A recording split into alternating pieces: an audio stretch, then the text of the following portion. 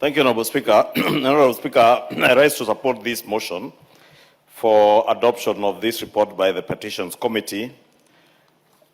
And to re-emphasize, Honorable Speaker, the motion is to regulate the content on TikTok and other social media platforms.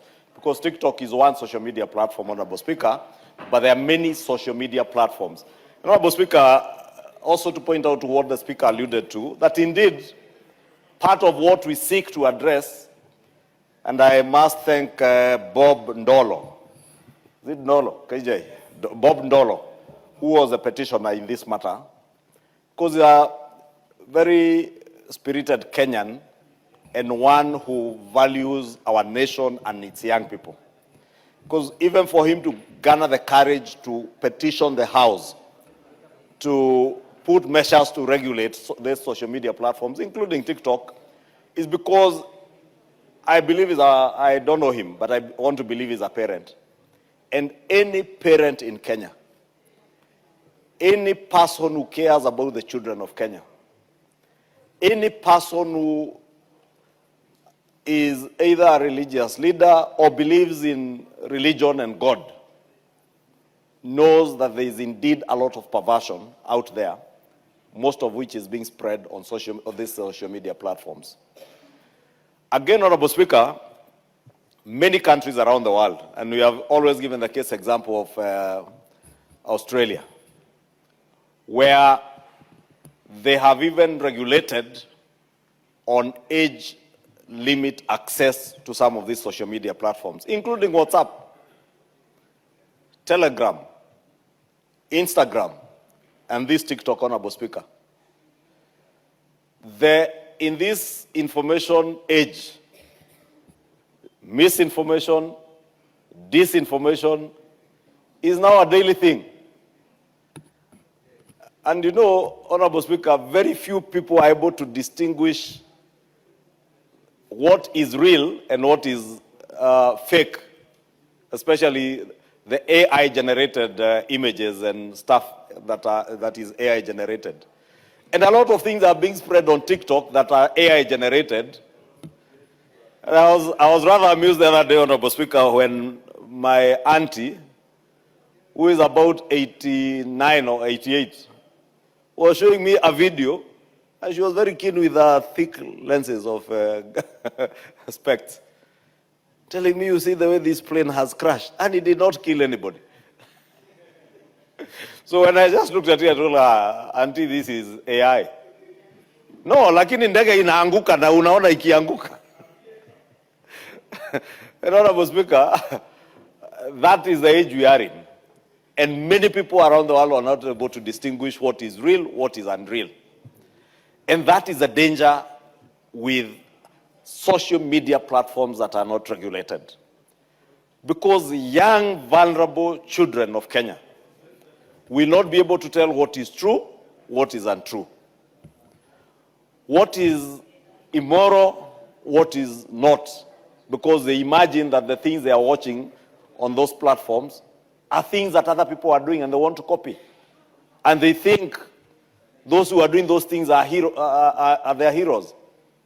Indeed, Honorable Speaker, look at the young Kenyans who are following the young man who was here the other day from the US.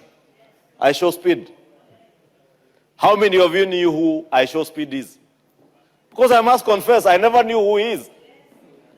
I never knew until he was in Kenya. But my daughters, including my 8-year-old daughter, knew who I Show Speed is from these social media platforms, Honorable Speaker. It tells you, thank God that such a person who's being followed is not engaging in immorality or other pervasive things. Thank God. But what if they were following someone who is showing, what if that Russian who was in Nairobi and around the other day was doing those things and recording the women he was recording and sharing them on platforms that our children, our young school girls, and in fact, you know, we only came to know it because he shared it on his Telegram, was it Instagram or Telegram page? Instagram. Honorable Speaker, if you can add me 2 minutes. That is the danger, Honorable Speaker, that we are confronted with. And if we don't regulate these social media platforms, because those out there now who are misinforming Kenyans that the National Assembly wants to ban TikTok, we are not banning TikTok. But we want to institute measures, and that is why we are saying this is a motion, this is not a law. And let me tell those out there who do not know, motions are not laws. And until the ministry comes up with a bill or regulations that will be gazetted that state how these social media platforms will be regulated, there is nothing that will change. But we are urging, and if you look at the resolutions of the committee, is that within 4 months upon adoption of this report, mechanisms for enhancement of age verification on social media platforms, localization of Kenyan user data to be retained within the country. Because, Honorable Speaker, data protection today, data is a gold mine. The most valuable thing in the world today, or valuable asset that anyone holds today, is data. And we must protect our data that is being mined using these social media platforms, including TikTok. Honorable Speaker, you may have noticed, if today you are watching a video on use of private jets, these phones are able to profile you, and tomorrow you will keep seeing very many videos showing you various forms of jets. Or even if you are looking for a car online, it will keep sending you reels showing the kind of car you are looking for. And therefore, it is data, your data that has been mined. How do you protect yourself and your children from that, Honorable Speaker? That is what we are dealing with. And Honorable Speaker, people are earning from your data. And all of us. Therefore, we must protect. The other thing we are saying is to ensure that 4 months upon adoption of this report on digital literacy programs to create awareness on data privacy, processing and storage, and community guidelines by social media platforms, including TikTok, Honorable Speaker. Therefore, let it be clear, we have no intention to ban TikTok.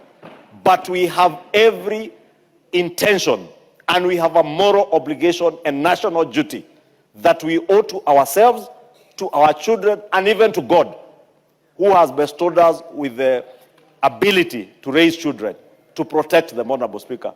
We have that national duty to regulate the content that is on all social media platforms, including TikTok, Honorable Speaker.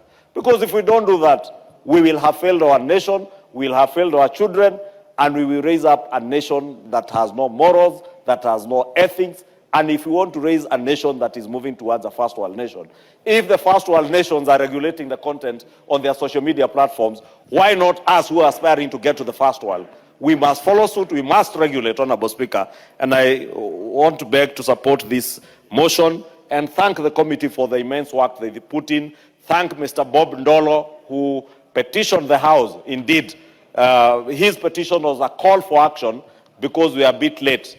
Many other countries have done it, and we must do. We must also regulate on the age limits that are in this report, Honorable Speaker.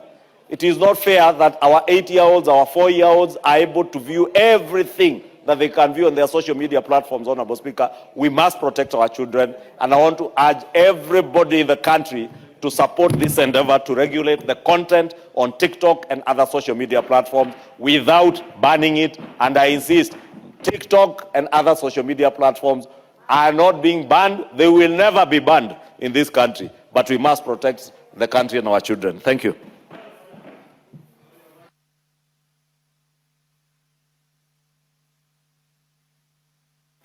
Madam Gladys Sholei.